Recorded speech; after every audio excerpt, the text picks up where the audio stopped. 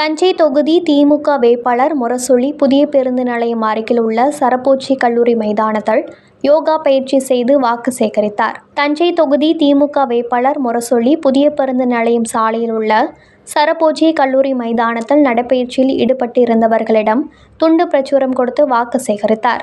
அப்போது தன்னுடன் வந்தவர்களிடம் ட்ராக் விட்டு வெளியே வந்து ஓட்டு கேளுங்க, நடந்து போறவங்களை டிஸ்டர்ப் பண்ணாதீங்க என அறிவுறுத்தினார்.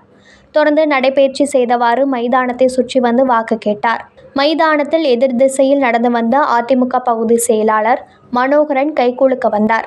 அப்போது அண்ணன் உங்களுக்கு பிரச்சனை ஆயிட போகுது என வேட்பாளர் கூறியதும் உடன் வந்தவர்கள் சிரித்துவிட்டனர்.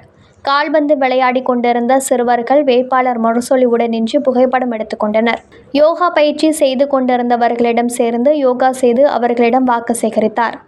இத்தகவலை நமது செய்தியாளர் யேசுராஜ் தஞ்சாவூரிலிருந்து தெரிவித்துள்ளார்.